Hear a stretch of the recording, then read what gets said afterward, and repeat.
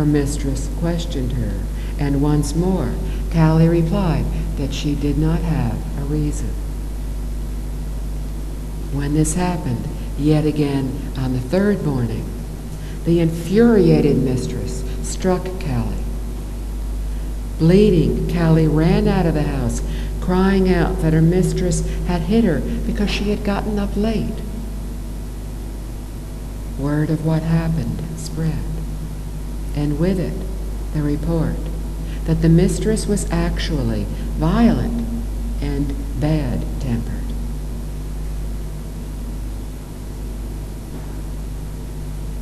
The Buddha pointed out to the monastics that as long as they did not hear anything disagreeable or unpleasant, most of them were quiet and well-behaved. But when they heard something objectionable, such words became a test as to whether they were truly calm and gentle. The Buddha gave an example. Monks may be gentle and kind because they have everything they need. But if they become upset when their needs go unfulfilled, then they are not truly gentle. The Buddha explained to the monks that there are 5 aspects of speech by which others may address them: timely or untimely, true or false, affectionate or harsh, beneficial or unbeneficial, and with a mind of goodwill or with inner hate. In these circumstances, they should train themselves. Our minds will be unaffected, and we will say no evil words. We will remain sympathetic to that person's welfare, with a mind of goodwill and with no inner hate. We will keep pervading him with an awareness imbued with goodwill,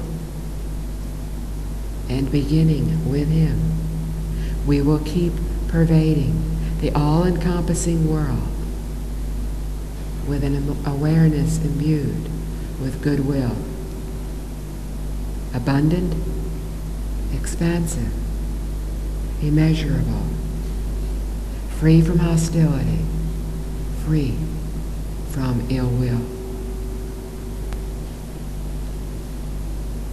The Buddha continued that even if robbers were to carve them up limb by limb with a 2-handled saw,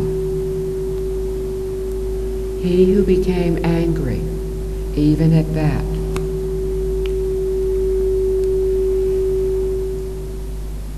would not be doing his bidding.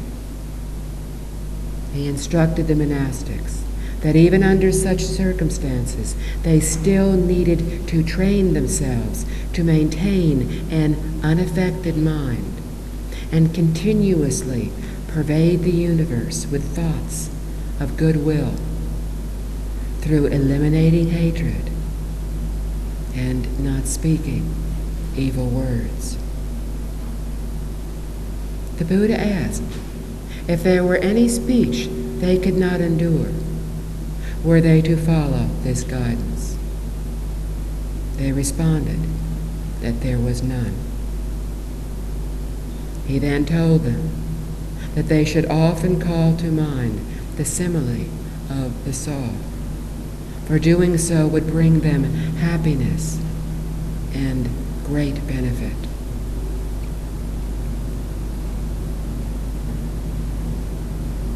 The Buddha was teaching them to discipline themselves and to train by keeping this admonition in mind whenever they heard people speaking to them, using speech that was timely or untimely, true or false, affectionate or harsh, beneficial or unbeneficial, or with a mind of goodwill or with inner hate. In other words, they were to train themselves by keeping this admonition in mind at all times. First, the monks were to train so that their minds remained unaffected. To maintain a calm, clear, unperturbed mind, we should not allow that which we see, hear, taste, touch, or think to disturb and thus taint this pure mind. Whatever has been perceived must not move the mind, but be allowed to fall away as an image moving in front of a mirror is reflected, but after passing out of sight is no longer present in the mirror.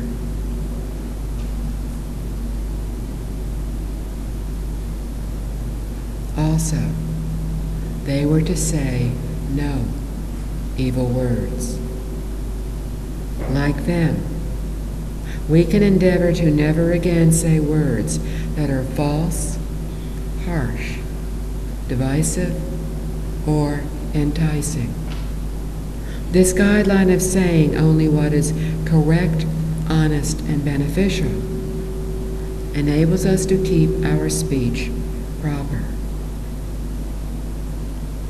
So often, when we are speaking with others, we do not say anything helpful, but instead indulge in idle chatter or frivolous talk.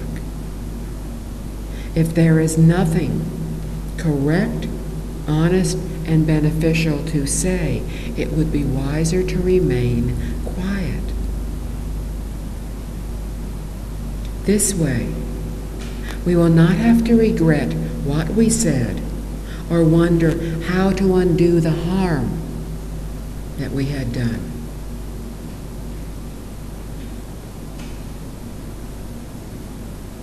When speaking to others, it is also important to find the right time to discuss sensitive matters. Embarrassing or hurting someone because we have chosen the wrong time to speak to them will cause additional suffering. Furthermore, it will do nothing to correct the situation. We need to find both the right words and the right time to say those words.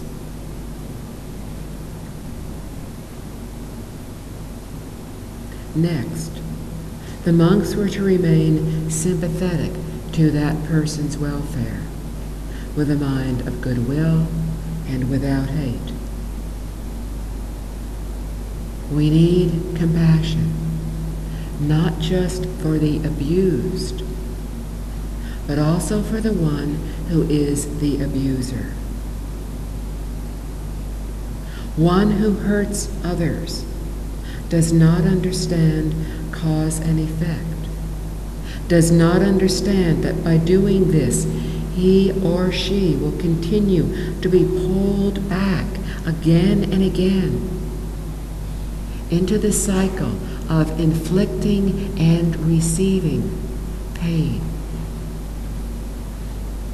People who hurt others do not understand that the persons they are hurting had in the past hurt them.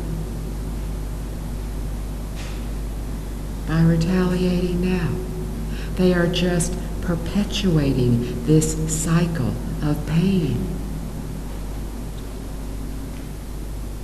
We need sympathy and compassion to understand how both the abuser and the abused are caught in this cycle, unaware of the cause and effect that has brought them to this point, they are unable to act wisely.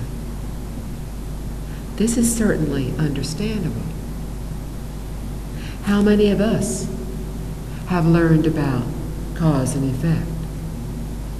We should understand what is happening when negative things occur in our lives. But when these things happen, how often are we able to remain calm and act wisely? If we are sympathetic to the other's welfare, maintain goodwill, commiseration, and loving kindness for all people, then we will not judge others by saying this person is right and that person is wrong, because we will come to understand that we do not know the true reality, and so will likely mistake wrong for right.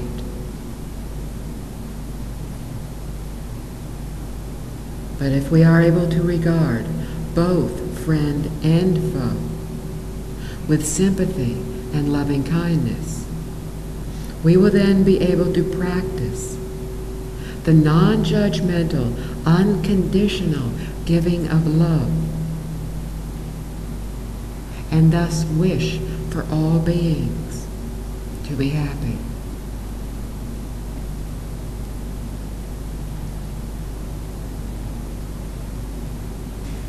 Next, the monks were to have a mind without hatred, not talking harshly to others, not being sarcastic, not lashing out blindly are ways to control our anger.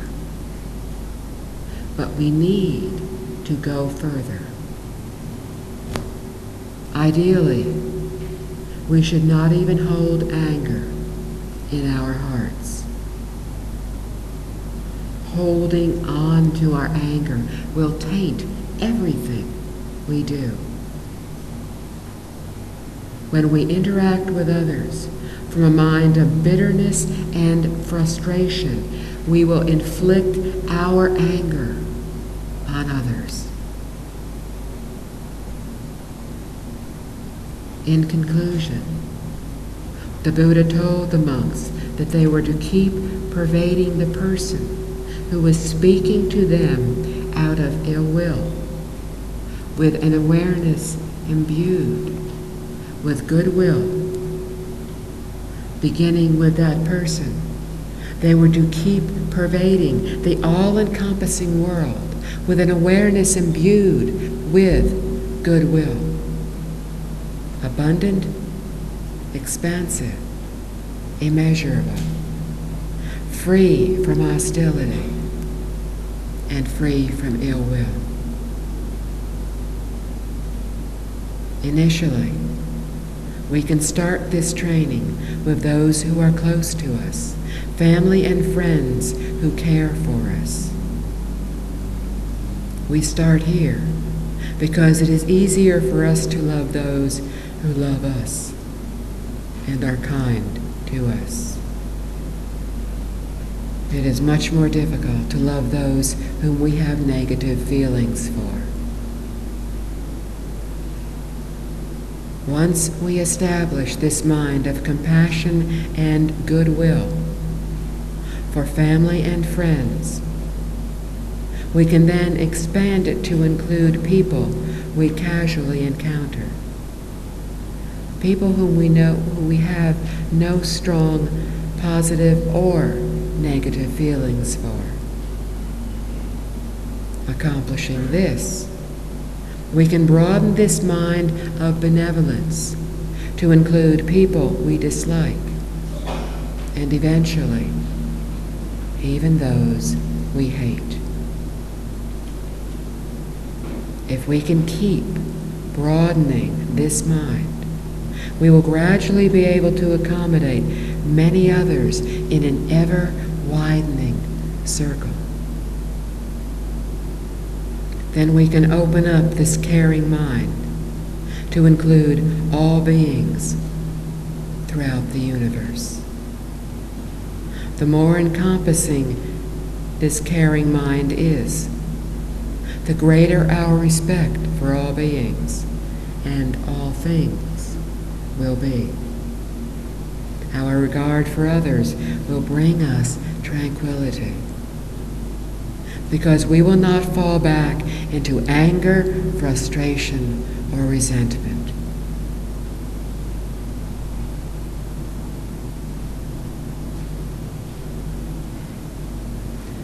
The Buddha spoke of the simile of the saw to show us that even when something horrible happens, we should not feel aversion toward the one who is hurting another.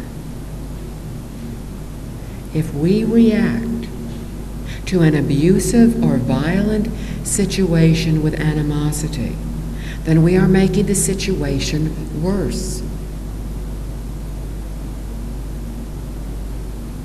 We will have allowed another's anger to destroy our peace of mind and rob us of our mind of compassion. If we fall into the habit of proceeding from bitterness and anger, then we will be reacting out of blind, destructive emotion. When we do this, we are not helping anyone, not the other person, not ourselves, because we will become emotionally ensnared in the other's problems. If we can remain calm, we will have a much better chance of successfully utilizing our innate wisdom and thus know how to be truly helpful.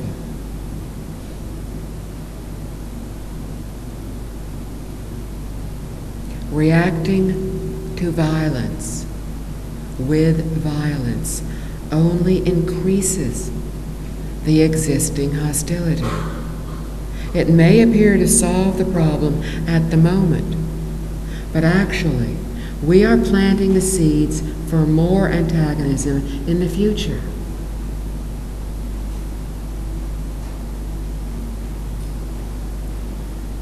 If only we had been able to act with wisdom in the past,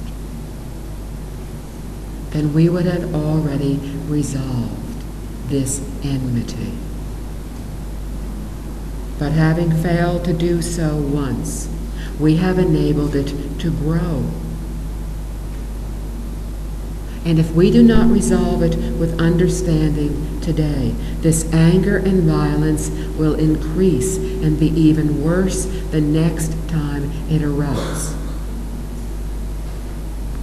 As the Buddha said, hatred never ceases by hatred, but by the absence of hatred.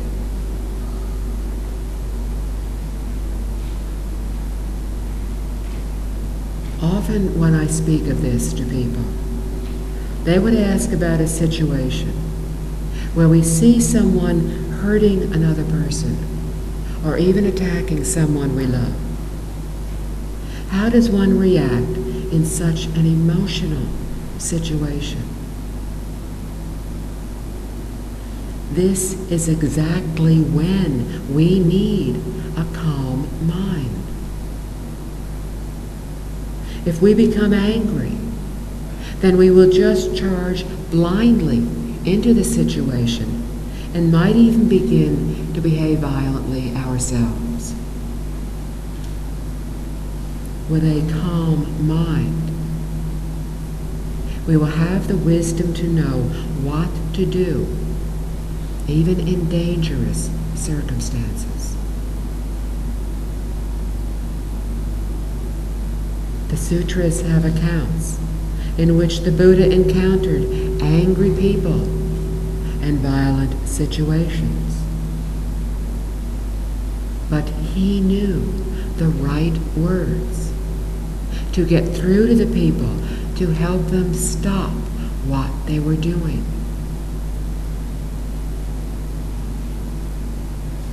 We do not know the right words because our minds are not calm enough.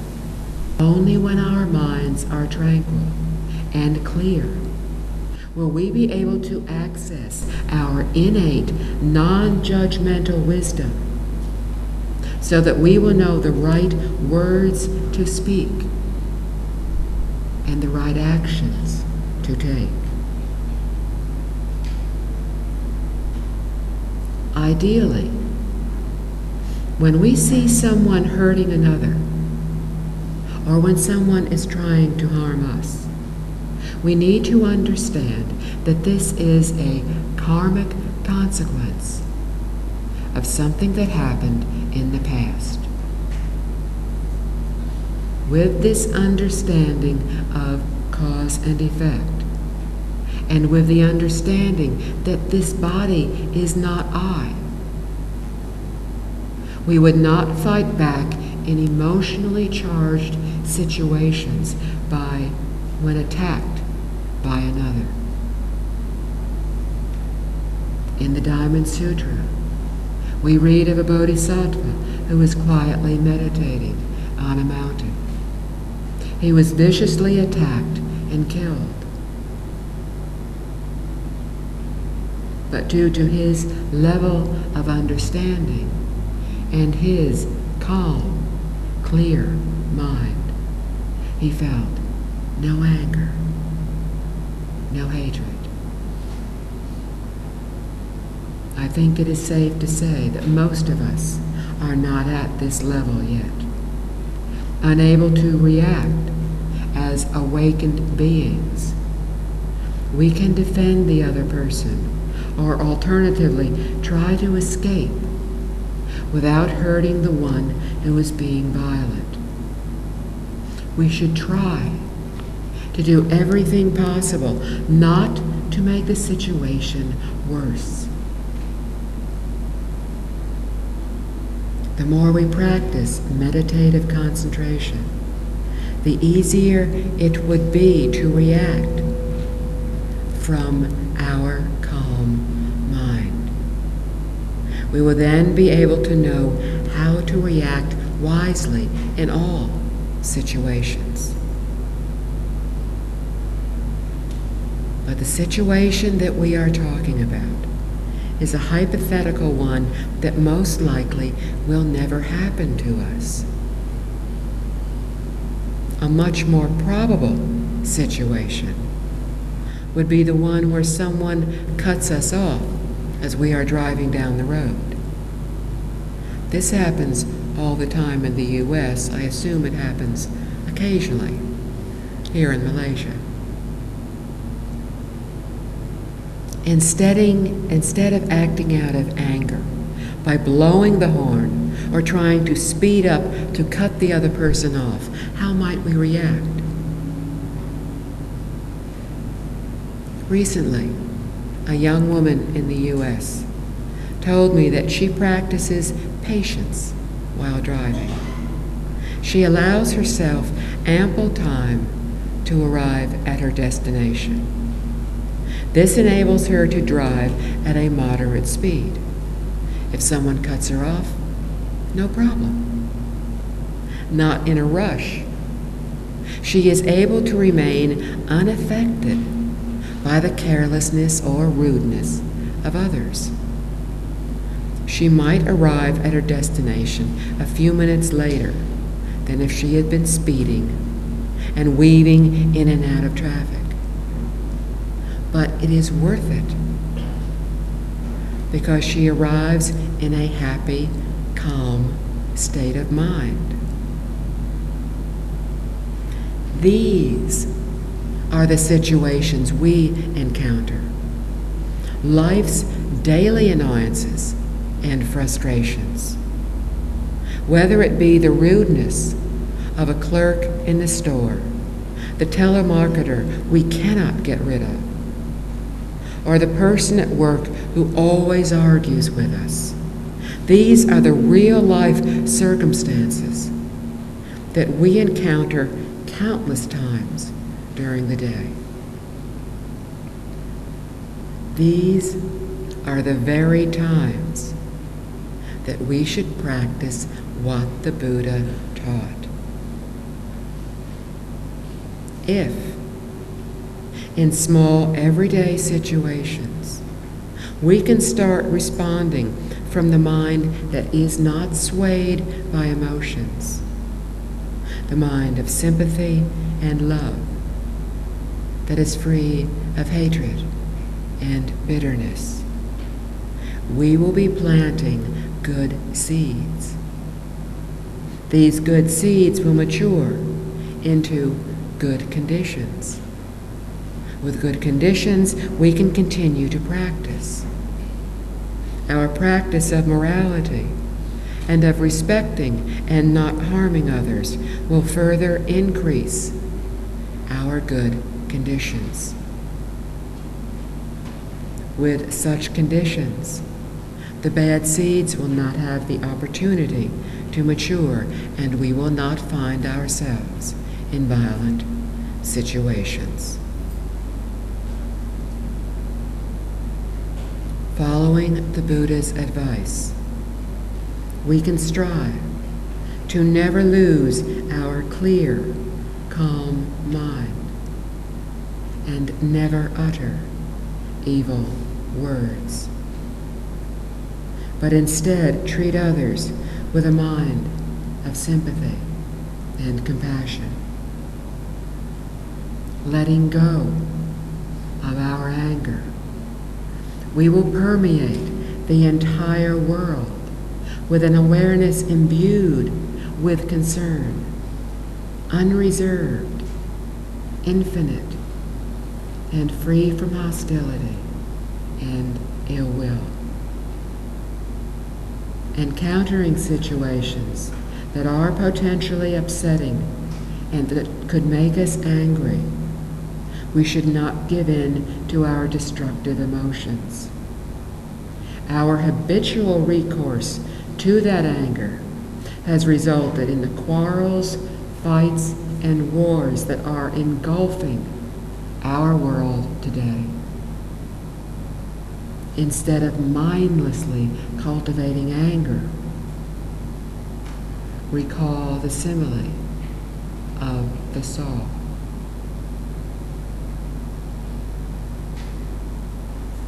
If we can keep training our minds to be serene and to empathize with others, we will gradually uncover our wisdom and know how to be of help to others in any situation.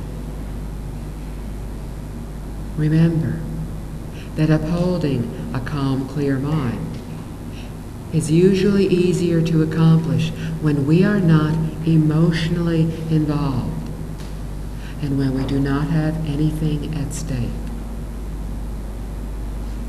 As we accomplish this in minor, everyday events, we will see that it works. This will give us the confidence to apply this same teaching in more trying situations.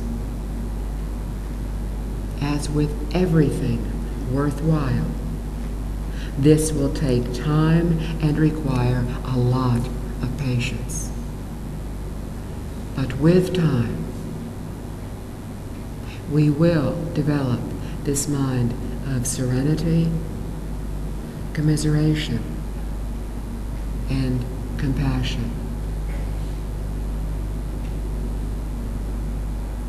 In another account from the sutras, we learn of one time when the Buddha was in Jeddah Grove Monastery.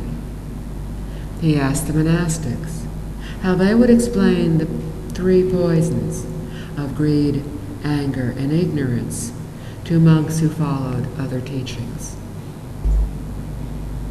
The monastics replied that they wished to explain as the Buddha would. So would he please teach them how to best explain these negative states of mind. He replied that greed arises from thinking of pleasant objects and situations in a mistaken way. Once greed has arisen, this thinking of pleasant things will cause it to intensify. Through our own personal experience, we can see what the Buddha meant. When we see an object or watch others enjoying an activity that we view as enjoyable, as pleasant, we want to own the object or undergo a similar experience. We want to possess a newer model of something we already own.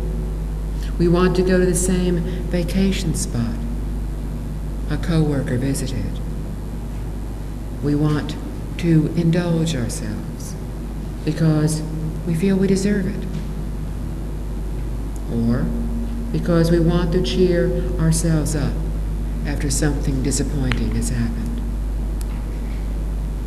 And so we crave things and experiences. But as the Buddha explained, craving leads to suffering, for craving inexorably leads to more craving. Unquenchable, it grows like an addiction. The more we have and the more we experience, the more we want.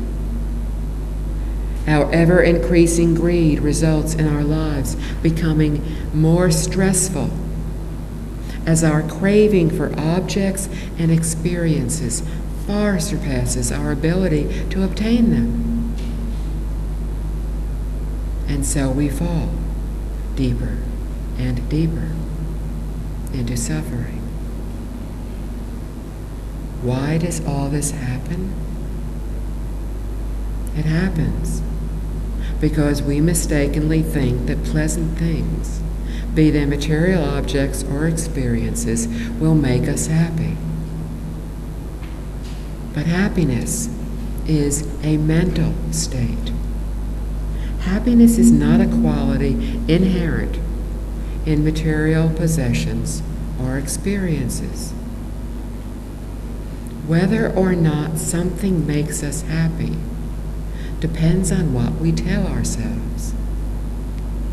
As Shakespeare wrote in Hamlet, there is nothing either good or bad, but thinking makes it so. That is, it is our thinking that makes us happy or sad. We can tell ourselves that to be happy we need more pleasant objects and situations. Or we can tell ourselves that wanting more inevitably leads to more wanting and thus to more suffering.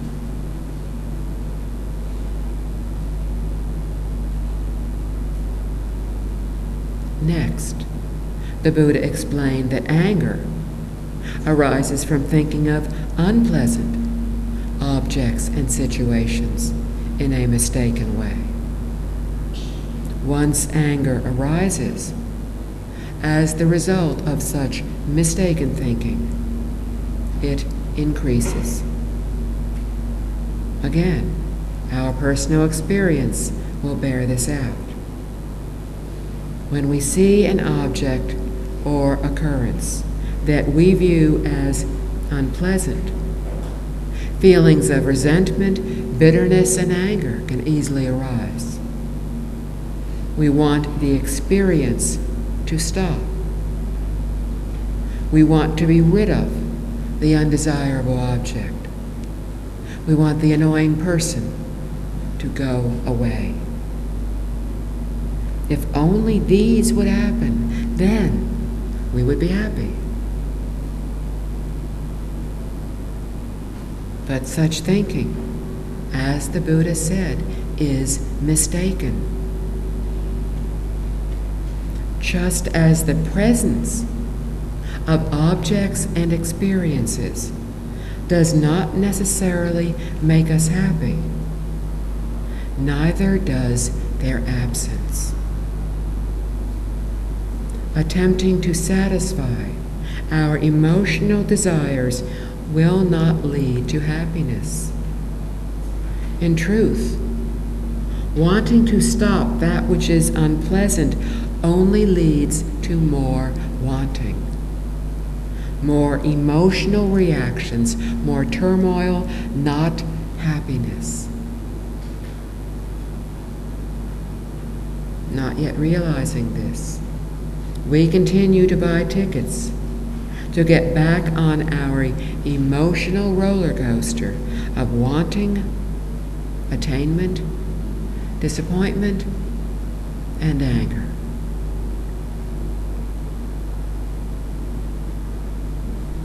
What should we do instead of falling back into this negative pattern? Previously, we learned of the Buddha urging the monastics to hold the thought, "My mind will never be shaken." In other words, our minds should remain stable and focused. We should neither feel attached to pleasant sensations, nor feel averse to those that are unpleasant. If we can accomplish this, we will remain content with what we have and calm in any circumstances. Content and calm, we will know how to act wisely. Our anger will gradually diminish and eventually cease to arise.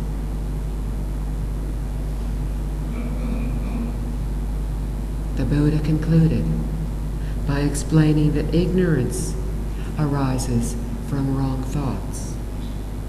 Once ignorance has arisen, these wrong thoughts will cause ignorance to intensify. Understanding this, one would know how best to view properly both pleasant and unpleasant happenings.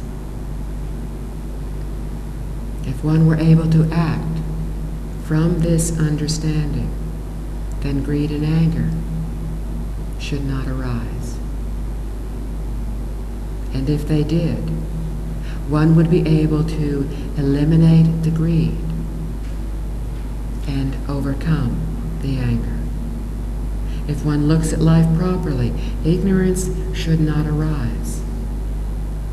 But if it should, one would be able to overcome it. Here the Buddha spoke about wrong thoughts. Wrong thoughts are our personal opinions which arise in response to external sensory stimuli. Relying on this sensory input, we think about what we have encountered and draw conclusions based on what we have seen, heard, smelled, tasted, and touched. Then we begin to label some things good and others bad, some pleasant, others unpleasant. In other words, we begin to discriminate, seeing duality in everything.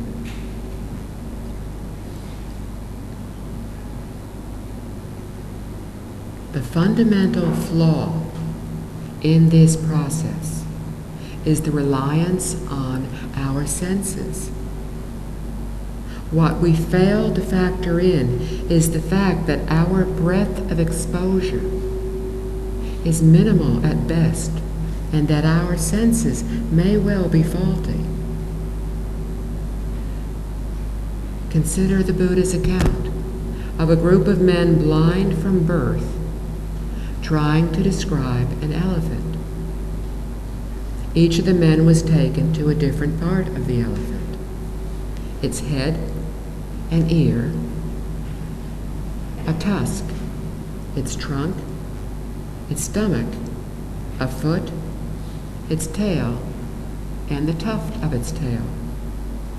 The blind men, in turn, said the elephant was like a pot, a basket, a plowshare, a plow, a storehouse, a pillar, a pestle, and a brush. The men then began to argue with one another, and even came to blows over the matter. These reasonable but limited answers were the result of knowing only a part of the truth, not the whole. And sadly, like those blind men, most of us also encounter only a part of the truth. We too cling stubbornly to our own viewpoints, convinced that we have all the facts, and thinking that we have all the facts, and feeling confident of our conclusions, we reject the views of others. Thus, our ignorance arises from our wrong thoughts.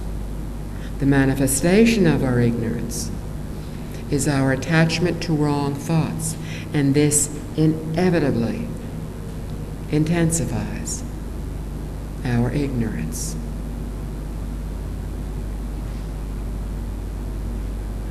On another day, a monk who followed other teachings asked Venerable Ananda, what happens to those who give in to the three poisons?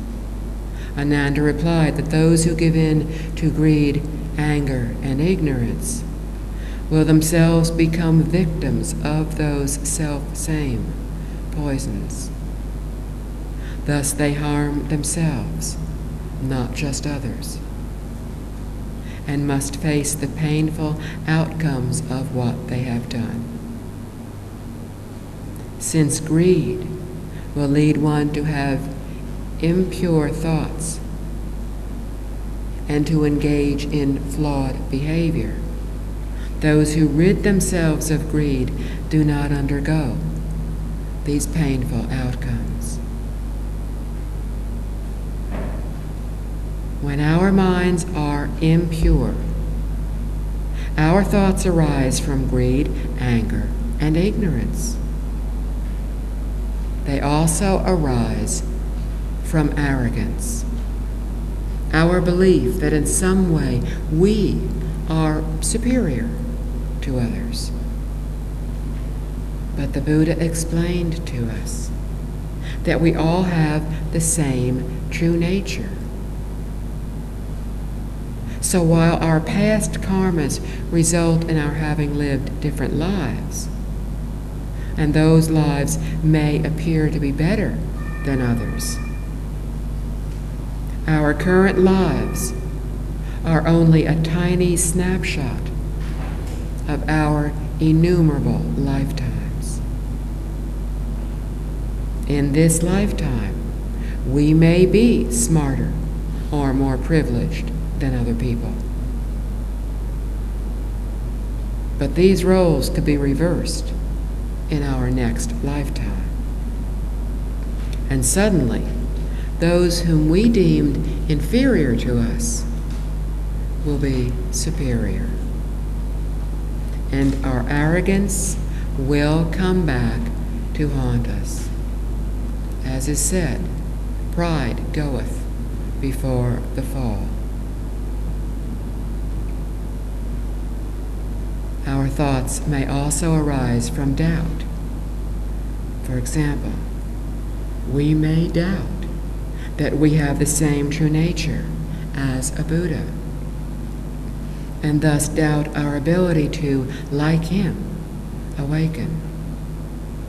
We may doubt that causality functions all around us and within us, throughout all time and space. We may doubt that the mind of the Buddhas and the mind of all beings are all pervasive, that we are all one. Finally, our thoughts may arise from delusion, our belief in erroneous ideas.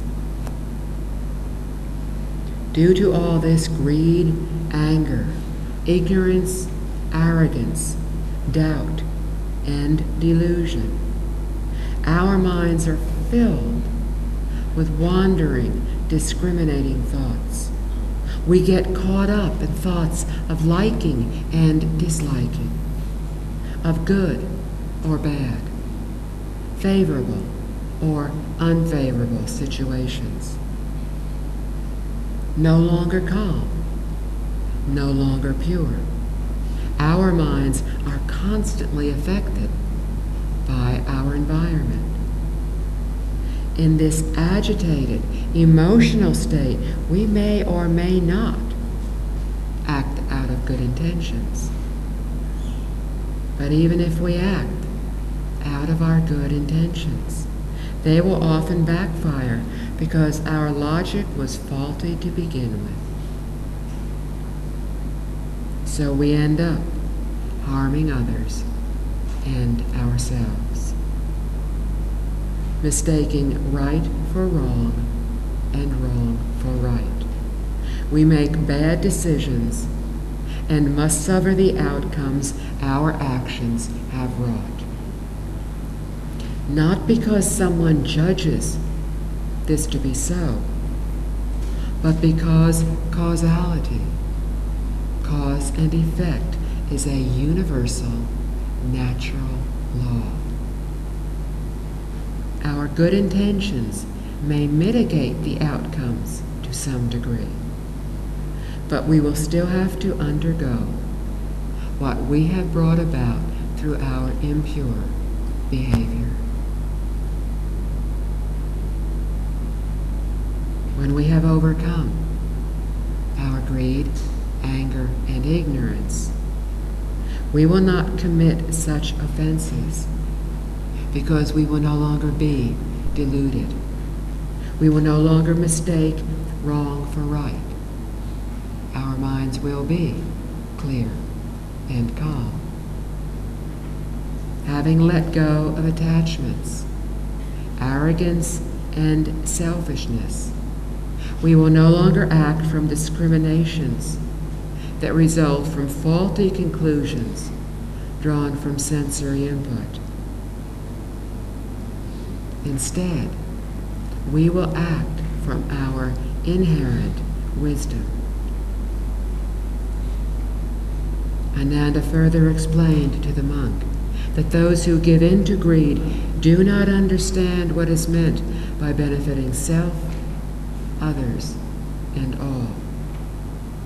Again, we can see from our experience that our craving is usually of a selfish nature.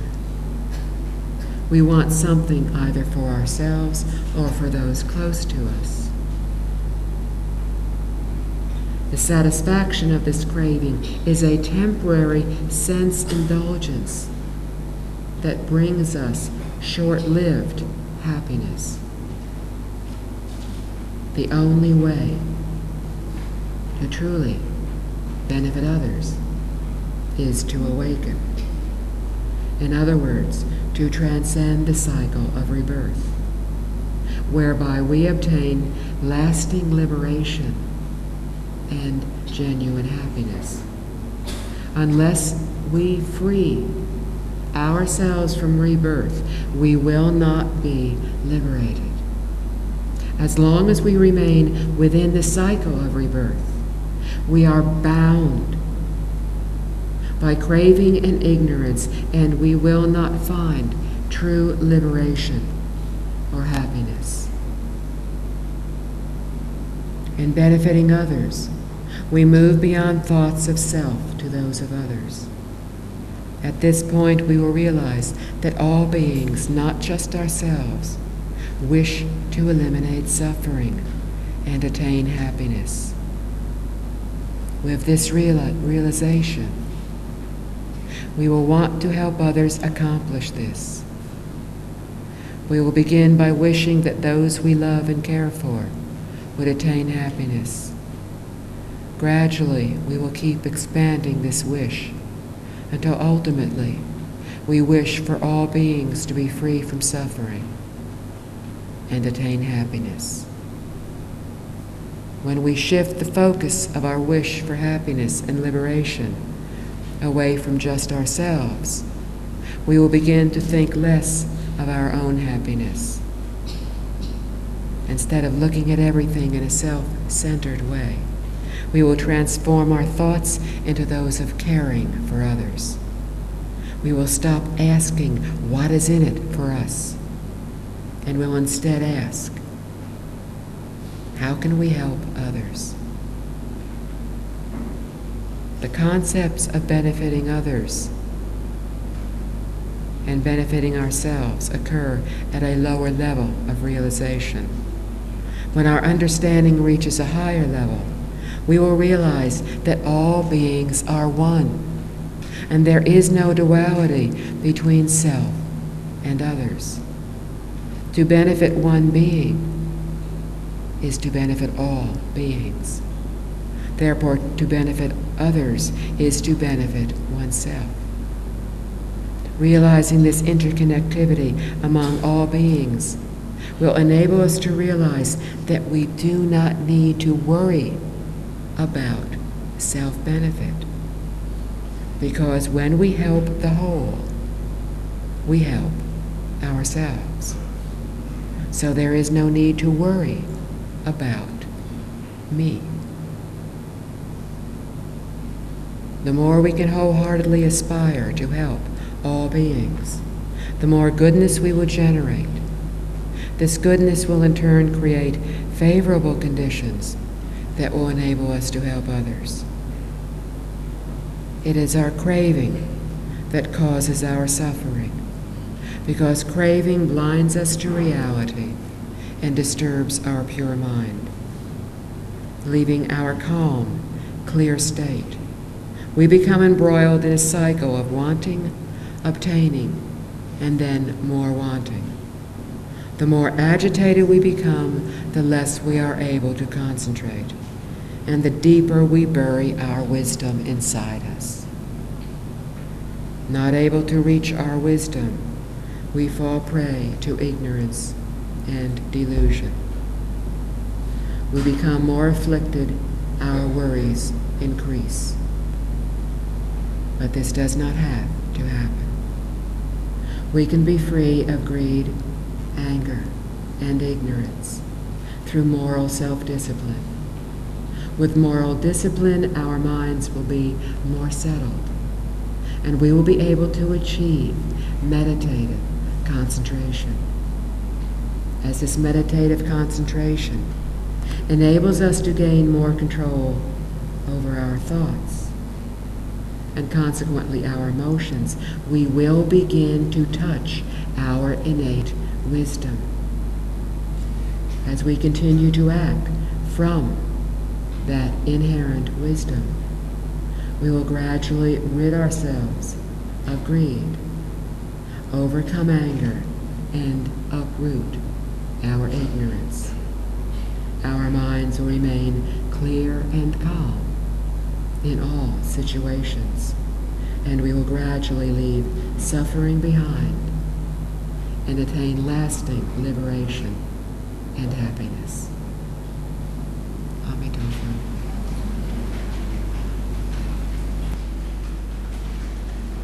Please repeat the dedication of merit after me.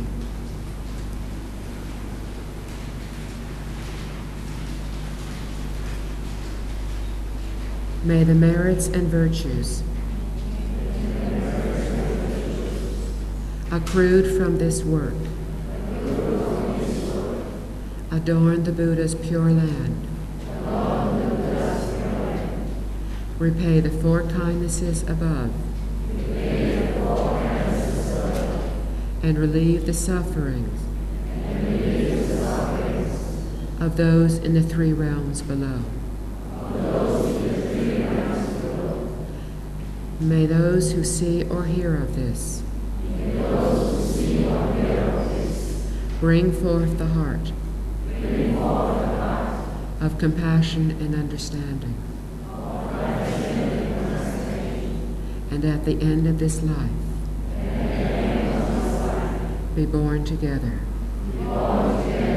in the land of ultimate bliss. Namo Amitabha.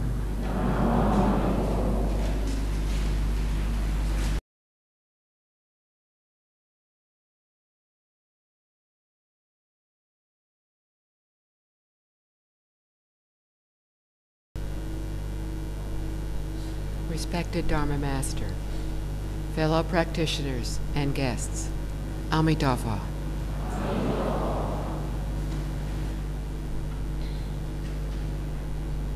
We read in the sutras how one year a conflict arose between two monks. It was a relatively small event that triggered it, but gradually it split them and their fellow monks into two main groups. A smaller third group watched what was happening but did not take sides. Members of each group were convinced that they were right and the other group was wrong. As the situation worsened, the two groups even began to practice separately. Growing increasingly concerned with the group conflict, some of the monks who had not taken sides went to the Buddha, who was nearby, and told him what was happening. He spoke to both groups and encouraged them to resume practicing harmoniously, to not be attached to their own viewpoints, and to try to understand those of others. But the situation continued to deteriorate. The Buddha was again asked to please try to reconcile the two opposing groups of monks. He went to the monastery and for a second time spoke of the need for peace and unity within the Buddhist community. One monk stood up and requested the Buddha to please return to his meditation, saying that they would resolve the situation themselves.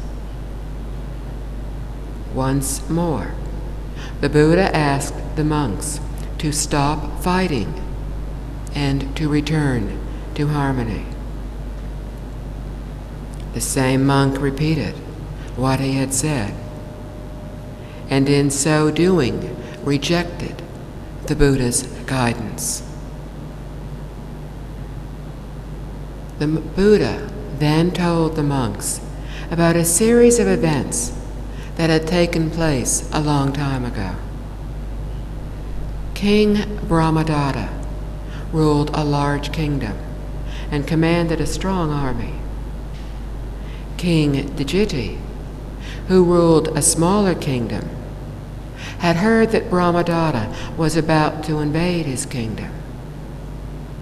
Knowing he could never defeat King Brahmadatta's army, and that many of his soldiers would lose their lives in a futile battle, King Dijiti felt it would be best if he and his queen fled.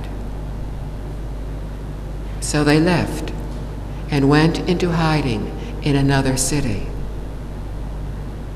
A short time later, the queen gave birth to Prince Dagavu. After the prince was older, King Dijiti began to fear what would happen if King Brahmadatta found all three of them together. As a result, arrangements were made for the prince to live elsewhere. One day, the king and queen were recognized, captured, and taken to be executed. By chance, Prince Dagavo was on his way to see his parents, whom he had not seen in a long time. He was about to rush to them when his father cried out, "Do not, my dear Dagavo, be far-sighted. Do not be nearsighted. For vengeance is not settled through vengeance. Vengeance is settled through non-vengeance." The king repeated his warning 2 more times, adding that he was not deranged and that those with heart would understand. None of the villagers knew who Dagavo was or what the king was talking about. Heeding his father's warning, Dagavo managed to restrain himself.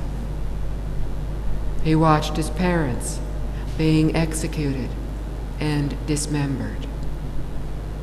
That night, he bought wine and gave it to the guards, who soon became drunk. He then made a funeral pyre, gathered his parents' remains, placed them on the pyre, and set fire to it. After paying his final respects to his parents, he went into the forest to mourn their loss, to mourn their death. A while later, after coming out of hiding, Dagavo managed to obtain a job as an apprentice in an elephant stable next to the palace. When King Brahmadatta heard Dagavo singing and playing a lute, he was moved by the sound and arranged for Dagavo to go to work in the palace. Serving the king and always trying to please him, Dagavo gradually won the king's trust. One day, while King Brahmadatta was out hunting, Dagavo, who was driving the king's chariot, deliberately drove it away from the rest of the hunting party. Not long after, the king said he wished to take a nap, and using Dagavo's lap as a pillow, he went to sleep. Dagavo's moment of revenge had come. He took out his sword, but suddenly his father's words came back to him, and he put his sword away. A second time, he drew and then sheathed his sword. After Dagavo had drawn his sword for the 3rd time, his father's words, simple and gentle, hit home. They touched Dagavo's sorrowing heart that was full of hatred and consumed by the desire for revenge. His heart knew the truth of his father's words and understood their import. Heeding his father's words, Dagavo awakened at last to the compassion and wisdom in that self-same heart. He was able to put away not only his sword, but his hatred and his desire for vengeance as well. Suddenly, the king awoke in great alarm, he told Dagavo that he had dreamed that Prince Dagavo was about to kill him. Instinctively, Dagavo drew his sword yet again and announced that he was Prince Dagavo.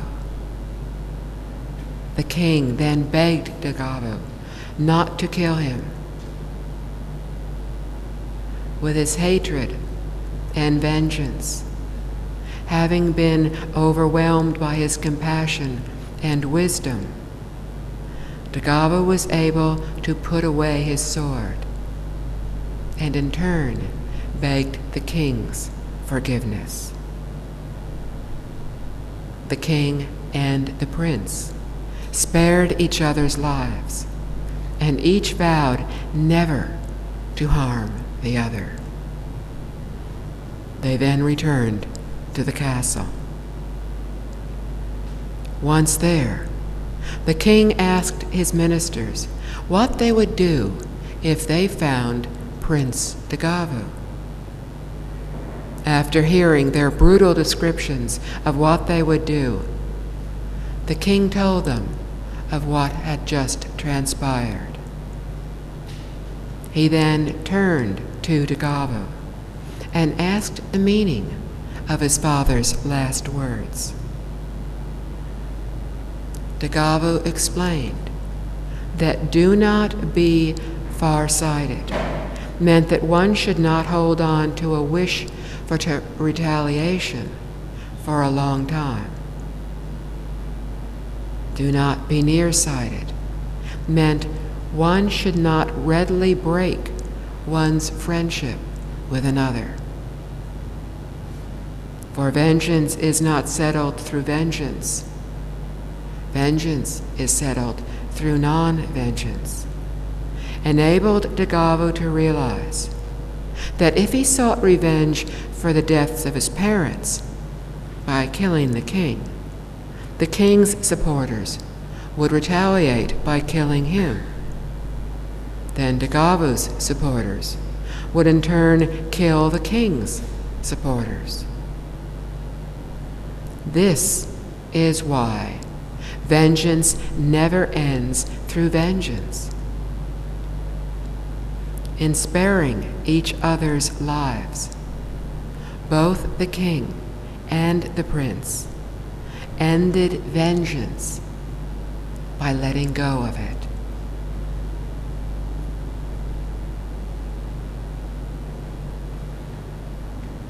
Dagavo's father had first told Dagavo, "Do not be far-sighted," which meant not to hold on to the wish for vengeance. Previously, we learned how the Buddha had told the monastics on several occasions that they should always train themselves as follows.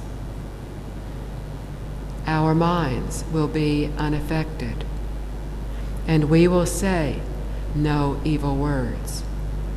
We will remain sympathetic to that other person's welfare with a mind of goodwill and with no inner hate. We will keep pervading him with an awareness imbued with goodwill. And beginning with him, we will keep pervading the all-encompassing world with an awareness imbued with goodwill, abundant, expansive, immeasurable, free from hostility, free from ill will.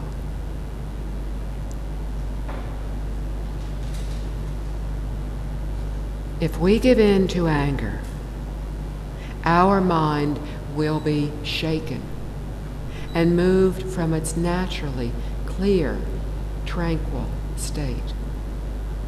If we hold on to our wish for vengeance, we harbor evil words as well as a mind of hatred and bitterness. Then this mind will have no room for empathy or goodwill. If anyone had a right to feel hatred and fear, surely it was King Dajiti.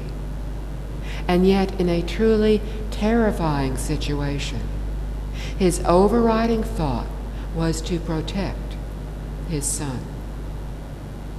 He did not cry out for his son to save him and his queen, or for Dagavo to save his own life by fleeing, but instead spoke to his son's heart and told him not to come forward. He then warned Dagavo not to hold on to resentment, not to readily destroy a friendship, and not to seek revenge. The king had the presence of mind to know in an instant just the precise words to strike the right chord in the heart of his son, whom he had not seen for several years. Imagine the level of restraint required to focus the mind and eliminate fear, to be able to speak wisely out of love and empathy instead of anger and fear. Imagine the dignity it took to remain calm. How many of us today have even a fraction of such restraint and dignity? Forget about these virtues in the face of a horrific experience. How often do we practice restraint in our daily lives?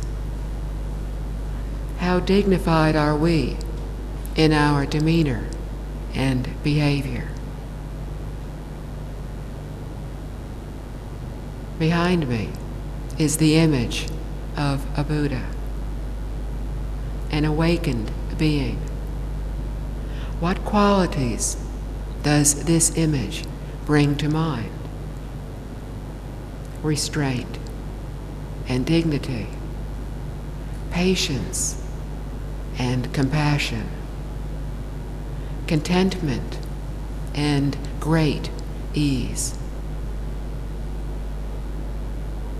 These are the qualities we need to uncover within ourselves if we are to, like him, awaken. But our lives today are so frantic.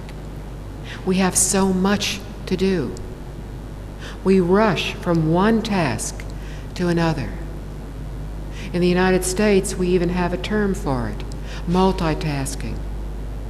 As we are talking on our mobile phones while eating our lunch and following the spoken directions from our satellite navigation systems as we drive to our next appointment. With all this going on, we must be very important people.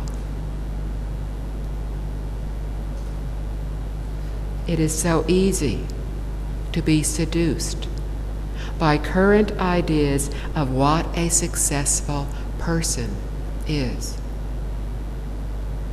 We have seriously strayed from our inner virtues. We practice little restraint. We exhibit little dignity. We are hurting ourselves. And even worse, we are causing great harm to our children. We are setting them on a path that will lead them even farther away from their innate goodness and virtues. Instead of passing on our bad habits of self-indulgence and instant gratification to our children, we need to teach them what is important in life, how to become truly contented and caring people. Contented, caring people have no room for craving or hatred in their hearts. Such people have no room for thoughts of retaliation in their minds. Such people are worthy of the respect and trust of others. Such people are at ease with life. And when sad or even terrible things happen, they are not overcome by fear or sorrow. They are able to control their fear and transform it into love. They know the futility of doing otherwise. They know the great harm they can do to those they love more than life itself. Contented and caring people are able to think not what they themselves want, but what others need. Placing those needs above personal desires, such virtuous people are able to think and react with restraint and dignity. They are able to give wisely to others what will truly benefit them. In the account of Venerable, his father, the king, had given his son two wonderful gifts: insight and life itself. Through his words and his actions, with dignity and restraint, he was able to send his son a powerful message that enabled him to overcome the desire for revenge. The king taught Venerable that one should not hold on to, but should let go of bitterness and hatred. Fortunately, most of us are not faced with such horrific experiences. Yes, we have arguments with family members and friends, and we often find ourselves having to interact with people we do not like. But as disagreeable as these occurrences are, they are certainly not life-threatening. And yet, when we encounter frustrating or trying situations, how many of us are able to remain calm and to respond with wisdom? How many of us have instead complained to all who would listen or grumbled to ourselves? How often have our minds been shaken from their clear, tranquil state? How often do we use evil words that are harsh or false? How often do we hold on to our anger and then nurture that anger with our thoughts?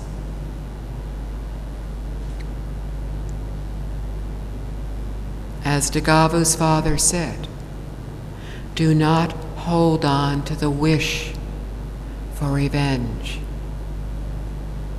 We can choose to wrap ourselves in our resentment and bitterness, and in so doing reject peace and happiness. The results of this type of reaction can be viewed daily in the newspapers and on the news on television. Or we can choose to broaden the scope of our compassion and wish for an end to the suffering of all beings. We can choose to create peace within ourselves, and in this way bring peace to others.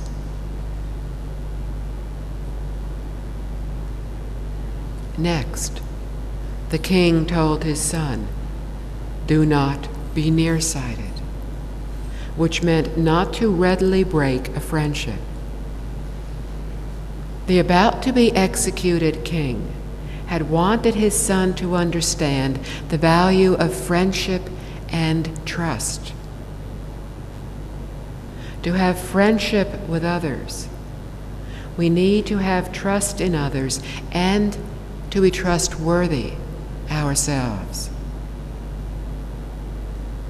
Realizing that Dagava was about to kill him, King Brahmadatta knelt down and begged Dagava to spare his life. We could say that since Dagava was about to kill the king, this was more likely an act of fear and bitterness, an act of desperation, not one of trust. In our trust, we need to be sincere. It was the prince's sincerity that so moved the king. So often, when we do something, we do so with hesitation and doubt. This doubt may well prevent us from doing what we know to be right. Or our motives for doing something may well be selfish. Dagava's were not.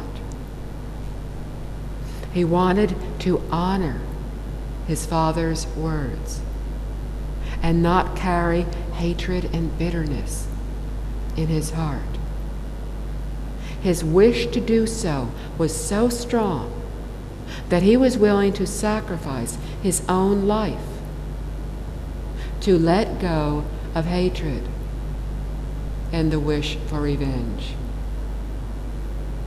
This was not easy for him to do. He had to struggle with himself. He pulled out his sword 3 times to kill the king. But in his heart, he knew the truth of his father's words. And in the end, he was able to lay aside his wish for revenge to comply with those words and to put away his sword. So often, we act out of self-interest, unwilling even to sacrifice our pride, much less our lives. In our struggle with our conscience, we have doubts. And like Dagava, we also hesitate. Thoughts that we are right and that we know what will make us happy and bring us what we desire keep bubbling up from inside us.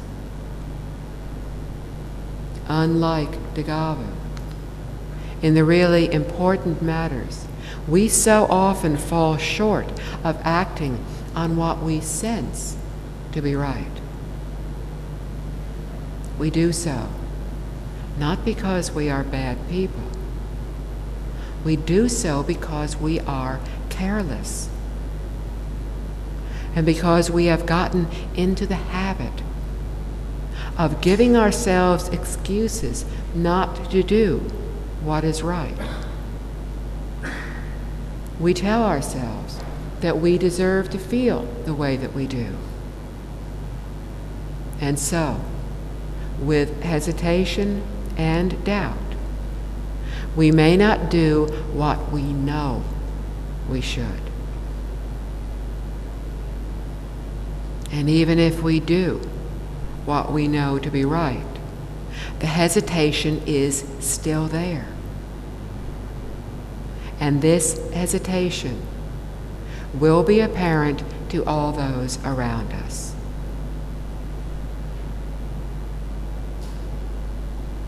But if we can completely overcome this negative, selfish inclination and wholeheartedly do what we know to be right, our sincerity will shine through. And thus, if we are sincere, truly sincere, we will touch others. And if we trust others with such palpable sincerity that they are able to feel it, then we ourselves will be deemed trustworthy and honorable.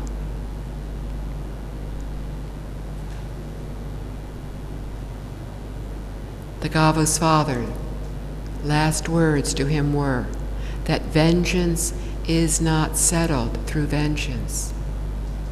Vengeance is settled through non-vengeance. Seeking revenge never ends hatred, but enables it to grow.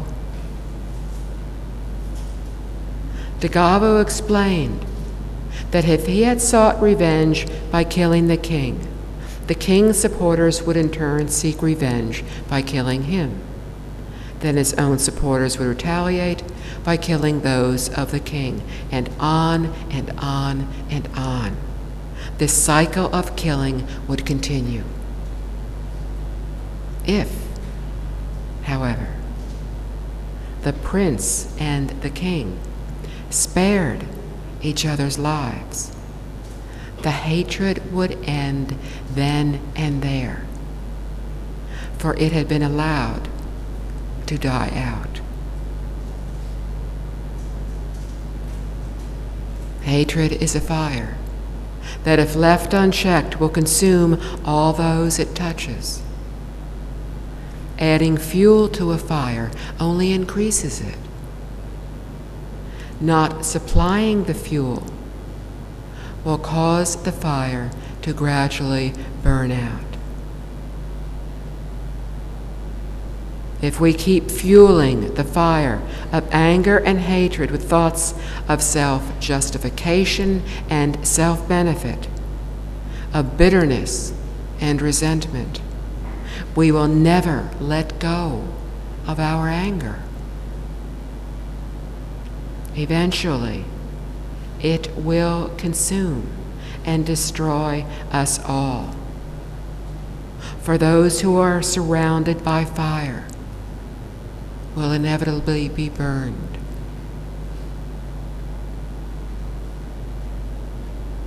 Dagavo's father had enabled his love and concern for his son to overcome any anger or hatred he might have felt for King Brahmadatta or his soldiers.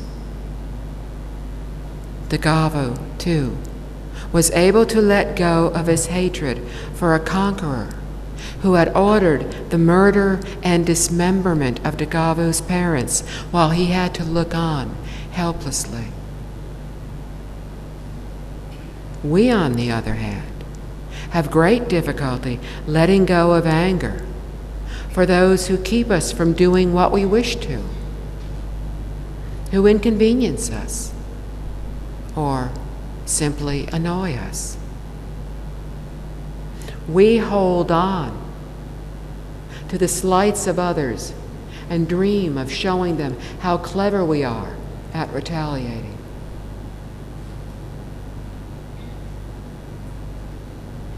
Do not, my dear Dagavo, be far-sighted. Do not be nearsighted. Vengeance is settled through non-vengeance, never through vengeance. Do not wish for revenge. Be trustworthy, and do not readily break a friendship. End hatred and find peace by letting go of pain and bitterness. The few words spoken by Dagavo's father, despite their simplicity, and gentleness, succeeded in touching a heart that had been overcome with sorrow and consumed with the wish to revenge, for vengeance, and thereby awakening the compassion and wisdom extant in that self-same heart. This very wisdom and compassion was what Dagavu awakened to. As the Buddha said, we should train ourselves so that our minds remain unaffected by pleasant or adverse circumstances, and our speech is always benevolent. Our mind should be without hatred. As we keep pervading the universe with a goodwill that is abundant, expansive, immeasurable, free from hostility, free from ill will.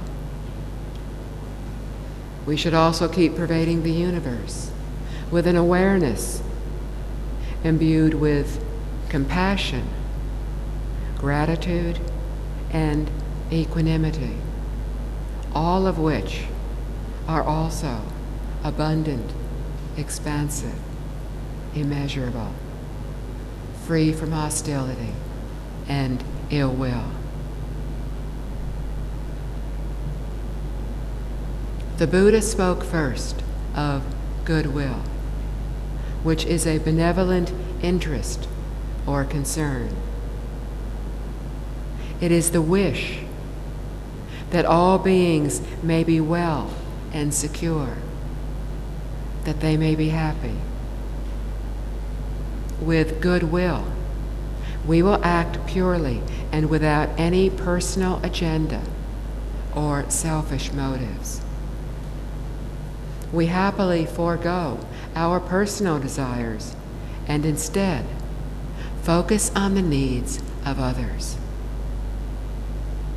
listening carefully to them will enable us to understand what they are feeling and thinking, their wants, their needs, and their aspirations. If we are wrapped up in thoughts of what we ourselves have done or wish to do, our thoughts will be of what was or what might be, not what is. If we are wrapped up in thoughts of self-benefit and ego, our thoughts will be of ourselves, not of others. So we need to let go of thoughts of self.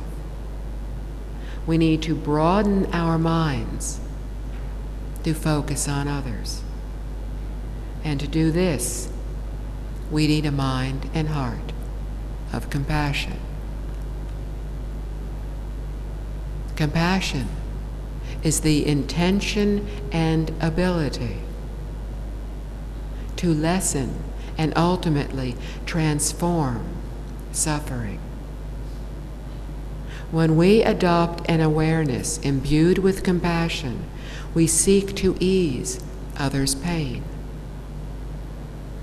But in our wish to help, more often than not, we react emotionally and end up getting carried away by our feelings. At times, we empathize so completely with what someone is going through that we subject ourselves to the same distress.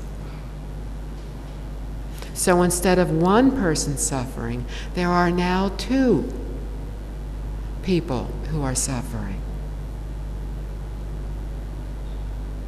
Instead of reacting emotionally, we need to learn to temper our compassion with wisdom. Then we will know better how to help another. we will also realize that an individual's circumstances are the result of past karmas. Therefore, it may well be next to impossible for us to improve another's situation. This realization does not mean we should stop caring about others or dismiss their difficulties as being their own fault. It means that our wanting to alleviate their suffering may instead be a benefit to them in the future in ways we cannot foresee. So be compassionate, but do not focus on getting immediate positive results. Do not get wrapped up in egoistic thoughts thinking, I can fix the problem. Without such expectations, we will not be disappointed or saddened when our attempts at helping fail, or worse, aggravate the situation. We will not know how best to help if we fail to temper our compassion with wisdom. The person we want to help may not have the requisite conditions for us to do so. When we stop focusing on immediate results and instead focus on just helping others, our compassion will ultimately be of benefit to others. By planting the seeds of compassion, the wish for all beings to be happy and free of suffering, we can be confident that we have indeed helped others.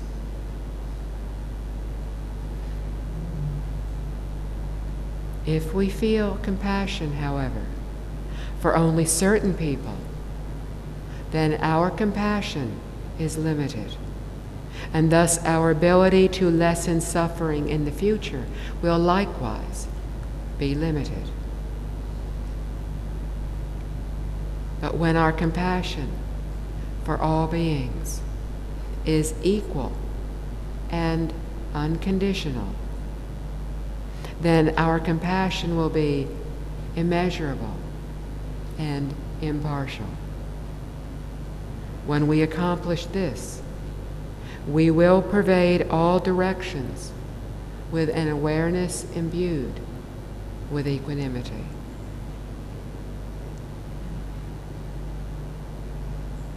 In the Western Pure Land of Amitabha Buddha, there are uncountable bodhisattvas, beings who are dedicated to helping all others end suffering. Widely known in this world, and often depicted standing to Amitabha's left, is Avalokiteshvara, or Guanyin Bodhisattva. Avalokiteshvara is often translated as Great Compassion Bodhisattva, or she who hears the cries of the world. A very long time ago, Avalokiteshvara vowed that if she ever became disheartened in saving sentient beings, may her body shatter into 1,000 pieces. Once, after liberating countless beings from the hell realms by teaching them the Dharma, she looked back down into the hell realms again. To her horror, she saw that the hell realms were quickly filling up again. In a fleeting moment of despair, she felt profound grief And in that moment, in accordance with her vow, her body shattered into 1,000 pieces. She beseeched the Buddhas to come and help, and many did.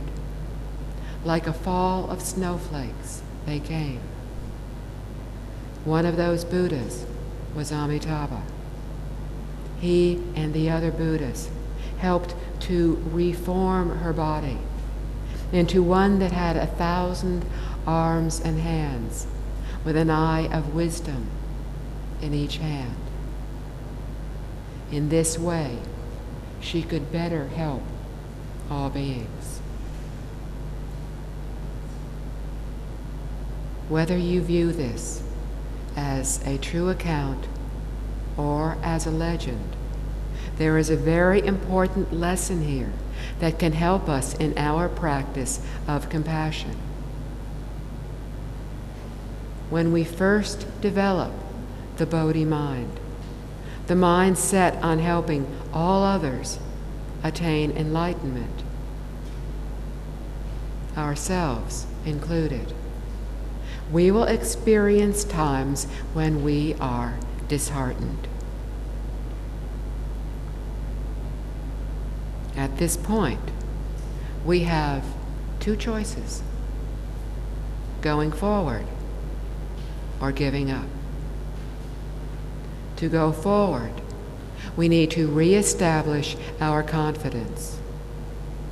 We may do this under the guidance of a good teacher, through the support of a good spiritual friend, or through other means. If we do not go forward, we will fall back into ignorance and delusion. It will help us at these difficult times to remember that we do not grow spiritually in good times, when everything is going our way.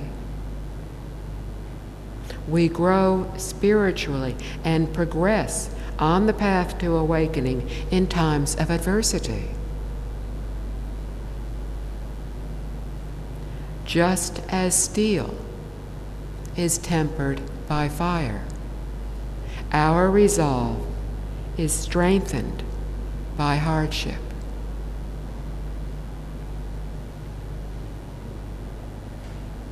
Avalokiteshvara was shattered in a fleeting moment of despair.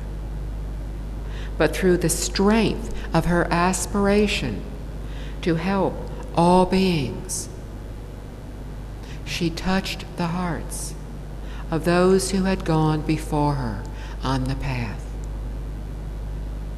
Due to her great vow and profound sincerity, she had created the causes for many Buddhas to help her when she was momentarily overwhelmed by the enormity of her chosen task.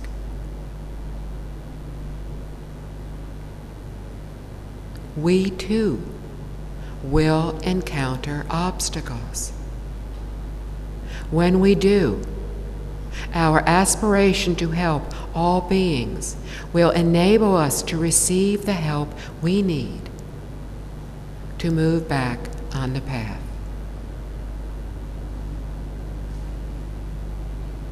Due to the depth of her vow to help, Avalokiteshvara regarded all beings with equanimity. In this story I have just told, in addition to the hell realms, she also went to the ghost, human, demigod, heavenly realms, and animal realms, teaching all those who had the affinity to learn from her. Each being was equally important, and so she taught each one as best she could. She did not discriminate. She was not judgmental. She tirelessly and vigilantly listened for cries for help and found the beings who were suffering. She then taught them so they were able to advance on the path to awakening. With similar equanimity, we too will view everything equally and in a balanced way. Often, when we try to help others, we act impulsively and erratically, not wisely. We rush in to help one day and then want to give up the next. Without a pure, calm mind, we can lose our balance and fall from great enthusiasm to mind-numbing discouragement. Only when our minds are calm will we know how to truly benefit others.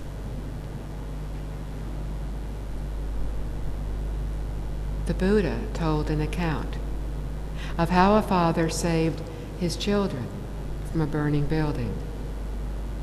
Some children were playing inside a very large old house. They were so engrossed in their play, they did not realize the house was on fire. Their father called out frantically for them to leave the house, but unable to hear him, they continued playing. Luckily, he had the presence of mind to call out to the children that outside the house there were newly arrived carts, something the children had been looking forward to. On hearing that the carts had arrived, they rushed out of the house to see them, and in so doing were saved from the fire. On a very basic level, this story shows how by using our calm, clear mind, we can more effectively determine the best way to help others. By running into the house, the father would have perished in the fire along with his children. By remaining calm, he acted wisely and was able to save them.